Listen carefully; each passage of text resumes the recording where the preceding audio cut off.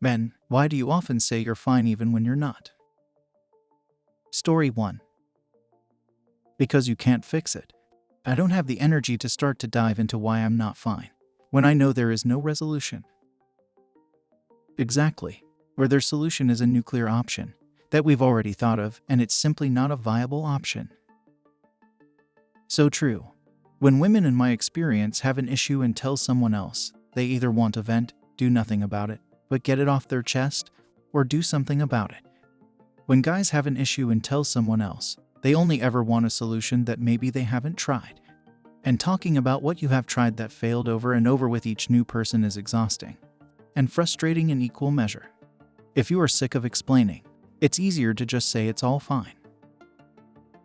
When guys have an issue and tell someone else, they only ever want a solution that maybe they haven't tried.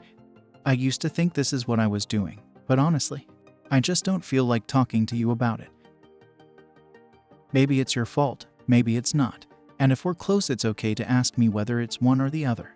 But don't be surprised if I also don't feel up to talking about why I don't want to talk about it. But guys, do talk about it. Find someone you're comfortable with. Venting and bitching while someone who makes you feel heard nods, validates your feelings, then offers the type or amount of feedback you actually want is amazing.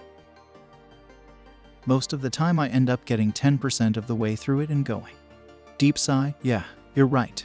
I should just take a moment to reflect, ask some questions and not take things so personally. I was just having a hard time getting over it. 10 on 10, would recommend. Story 2. Because I think most believe that nobody truly gives a duck. Yeah, it's a combination of 1. No one really cares. 2. The average person cannot do anything to change that. 3. I don't want to make family or friends worry about me. 4. I don't want to bum everyone out and ruin the vibe. I've been on and off depressed for the last 15 years, with varying reasons to do with family members and living situations, etc. And only a handful of people know about how bad I was feeling and how close I was to ending it. I used to leave my house and sit in a park strumming my guitar, trying not to break down in tears, from 11 a.m. until 1 a.m., a minimum of 5 days a week, because I couldn't be at home. The last thing you want when feeling down is anyone pitying you.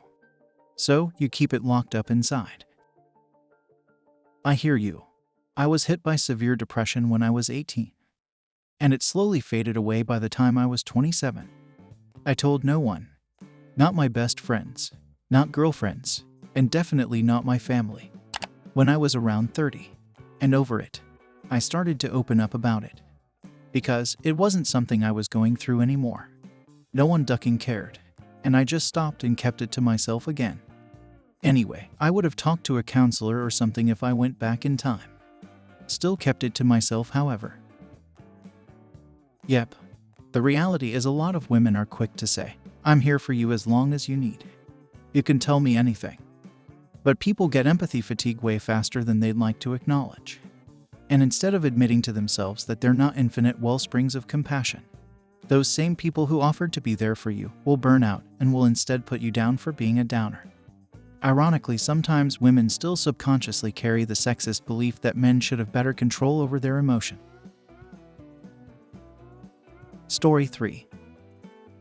Anything I say can and will be used against me.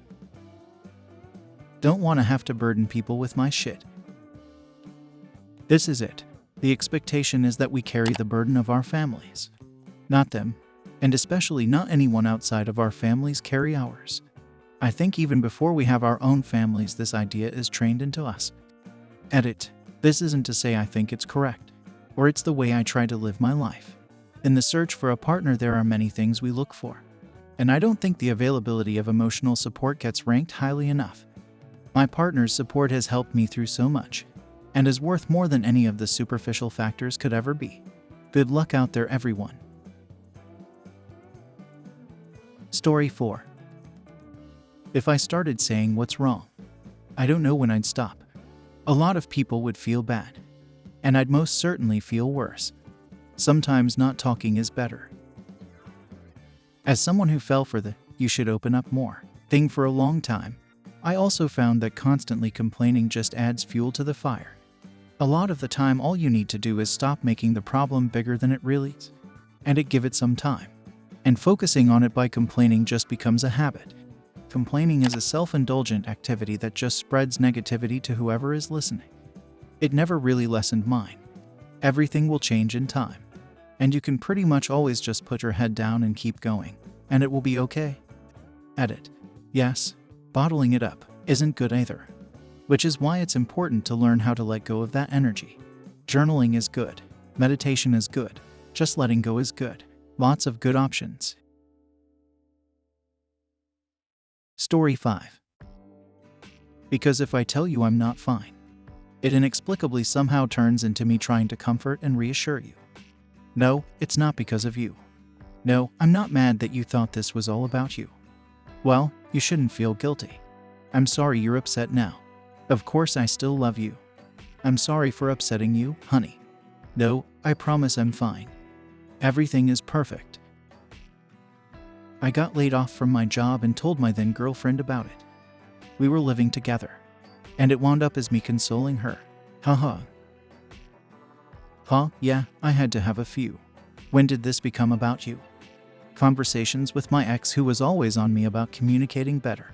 So I'd try, and it would morph from me opening up into her taking over the conversation. Why bother? Story 6. My entire life as a man, I've been taught two things. I need to be coming up with solutions to problems. And if I'm not useful, I'm useless. The moment I ask for help, or show that I need help with a problem, rather than being the one helping with a problem, I am then regarded as the problem. When I am the problem, I'm not useful. See above. Doesn't take a genius to see that vicious cycle unfold into some serious mental issues. Number 1 rule. Don't be a burden. Rule number 2. Nobody ducking cares. Story 7. Because our vulnerability is often weaponized against us. And worst of all, it's usually someone who wanted us to be vulnerable that does it. My ex was like this. I'd talk about how I felt, and it wound up making her angry. It became about her, or redirected to things I was supposedly doing wrong, as though my emotions were somehow a blame or criticism of her. And she needed to even the game. It wasn't, and I wound up, as others have said, needing to placate. Backtrack. Get back onto the I'm fine. Shouldn't have mentioned it, train. God forbid it actually was something she was doing that was causing distress. Bringing it up would end with, well, I guess we should just break up. No, let's just work on working together. No, okay, I apologize, I'll do better. Sorry, every time I was the one trying to diffuse and get back on track. Work together, willing to concede, surrender my emotions, and let it go in favor of trying to balance us again. Every single time. She seemed incapable of that. And talking about when I was going through negative emotions only ever turned into a conversation about her, or what I was doing wrong. I recall a time she said something like, "What's wrong?" I said, "I was depressed." And she said that was frustrating and tiring. And she was over having to deal with it. That I was the problem for feeling like that. Made me never want to talk with her about it. When it wasn't even about her.